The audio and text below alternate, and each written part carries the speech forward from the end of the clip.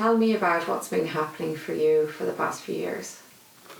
Well, for me, it began in 2014. That's when I accepted that there's MICA in this house. It may have been there a while before that, but that's when I acknowledged it, and ever since, it's been 7 long years of MICA being everyday part of conversation. I don't think there's been a day that it hasn't been discussed, and here we are now, and I'm not really any further ahead. The house is deteriorating by the day, and I still have no idea of a timescale of when anything's going to happen, what it's going to cost, where I'm going to live. All of that's still all up in the air. So it's a huge worry. It's part of everyday thinking and everyday conversation. It's taken over, and it's at the stage now as well where it's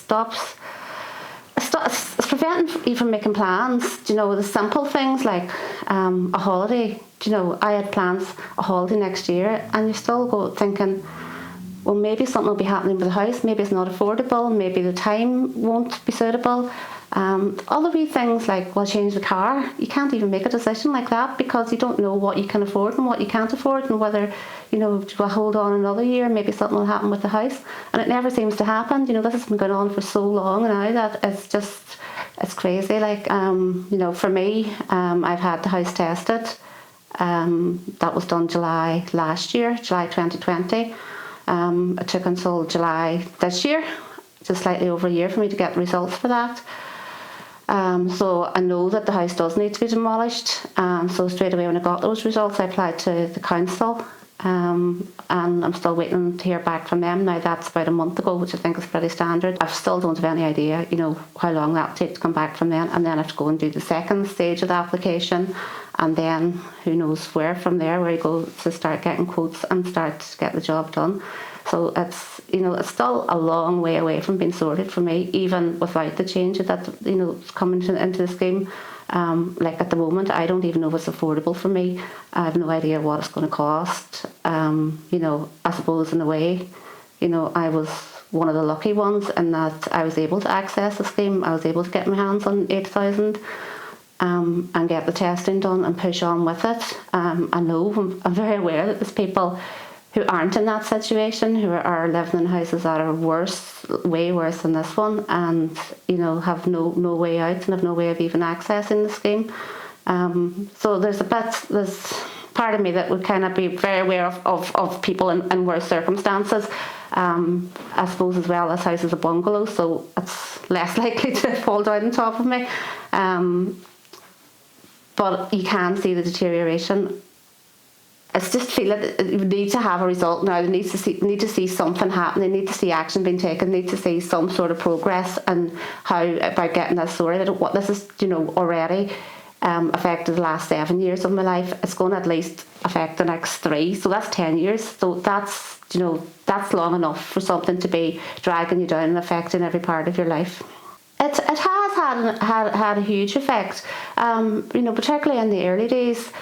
When there was less awareness of MICA and less acceptance of it, I was always very conscious of bringing people to the house and seeing the state it was in. It was embarrassing, and I did avoid bringing people here. And you don't build your home to then avoid having to bring people to it. For years that was the case. Now there is more awareness, but the house has deteriorated to such an extent that embarrassment is still there because it looks neglected. It looks as if it's not maintained, and that is the case only because there's no point in trying to upkeep and maintain and look after a property that is falling to the ground. This house is crumbling away, and it's going to keep on going until it is on the ground, unless something drastic happens. It affects your life in every way. I mean, now, no matter where I go, there's conversations around MICA. Whether I go to work, whether I go into the town, there's conversations around MICA and how you're getting on, how's your application. It's a daily thing. And in the early days, the cracks were just outside the property, so you could come in and close the door and try and forget about it. Now that it's inside the house, you can't get away from it inside the house. It's inside my door. My back door is difficult to close, so I can't go in or out without being conscious of MICA. I can't go into the bathroom without being conscious of MICA because there's big massive cracks above the bathroom window. The bathroom window is stiff. It's getting difficult to open and close, so you can't forget about MICA. There's cracks in my bedroom, so I wake up in the morning, the first thing I see is MICA. So it affects your life hugely. There is just no getting away from it. Whatever's in your home, you can't get away from, and we have MICA in our homes, so you can't get away from it. So it's there 24/7. Well, I think it's only recently, that there is general awareness of it. MICA, I think, for a lot of people, was something that affected a minority. It was something that affected somebody else. It was, people might have had some awareness, but not. It wasn't something that was so commonly discussed as it is now. Like now, particularly around this area, around Donegal in general, I don't think there's anybody who doesn't know what MICA is.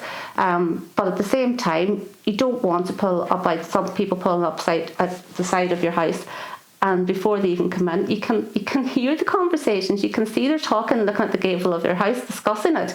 And people don't mean any harm, but it's not nice. It's not nice, because you're just very conscious of it all the time, and it's always there. It affects every part of life, like it really does. The reality is, for me, I'm still paying a mortgage here. I'm not a high earner, and it's not realistic for me to pay anything else along with a mortgage. So 100% is what I would need. This house needs to be demolished and rebuilt, and I can't see any other way forward for me because it's just not affordable. And it's actually really, really scary when you listen to other people quoting figures about how much it's going to cost to have their house rebuilt. I haven't got to that stage. I haven't any idea what it would cost to rebuild this house. But when I first heard 10%, I automatically thought 10% of my original mortgage, and 10% of my original mortgage that was taken out in 2007 is a far cry from what I'd be expected to pay today. And I hadn't, I suppose, taken that on board. It sounds silly, but I hadn't at the time. And it's just scary, and I have no idea where the money would come from, and how then the extra costs that are going to always come into something. It's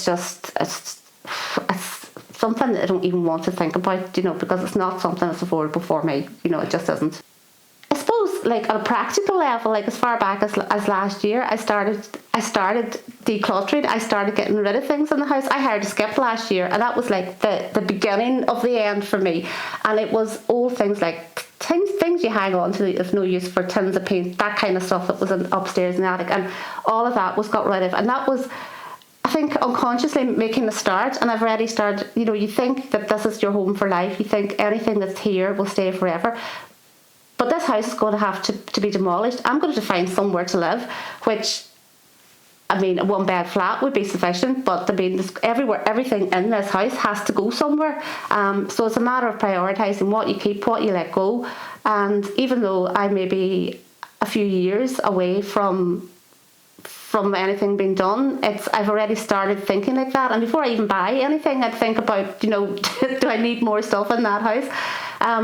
It's just affected, and how you care about the house as well. We all know, like, if a house is going to be demolished within the next 2 or 3 years, well then, what's the point of redecorating? What's the point of buying even basic things, to brighten up a room or whatever you may do? All of that, you just lose interest, and it's pointless to even think about doing it.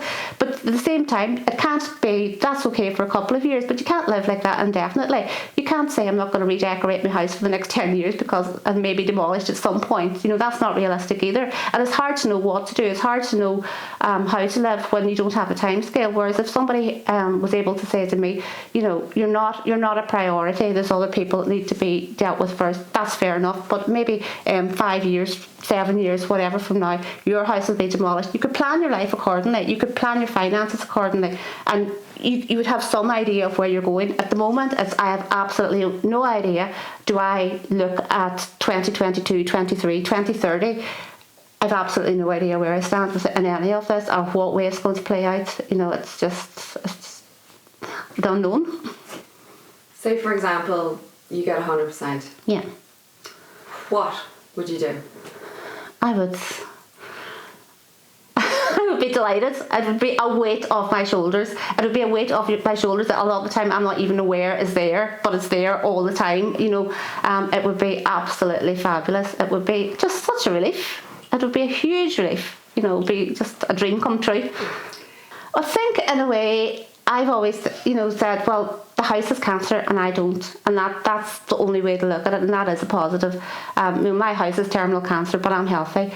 And I think as well as that, there's so many other people affected exactly the same, and there's so many people worse off than I am. I mean, at the moment, this house, nobody will give any indication of how long this house will last, of how long it will be possible to live here. But for the time being, this house is safe to live, and I would assume that will continue to be the case for the duration until it's time for it to be rebuilt. Other people aren't that lucky. Other people have had to move out of their houses a number of years ago. They're paying rent, they're paying a mortgage. I can't imagine what that must be like. A scheme not in place, that must have been absolutely horrendous. I suppose the other side of it as well is I am single, I am my own.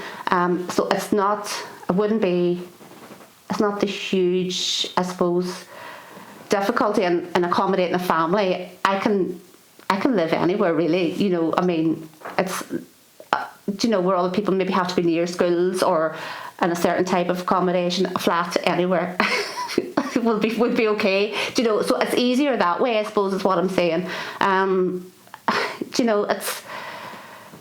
would just be nice to have a timescale, and then the other things will fall into place. It will work out, but if we got 100%, we could work around every other obstacle that there is. But I think, for me pushing through, it is about recognising that there's people a lot worse off than what I am, and their situations are a lot worse. I suppose it's just that for most of us feel that owning your own home for most people was a dream that's kind of now turned into a nightmare. And I think there is light at the end of the tunnel, and these houses will be rebuilt, and we just all have to get through the next few years, and it'll all come good. It'll have an happy ending somehow we'll get there. It was a big think. Yeah. I was like, there was nothing coming. The tissues are coming out.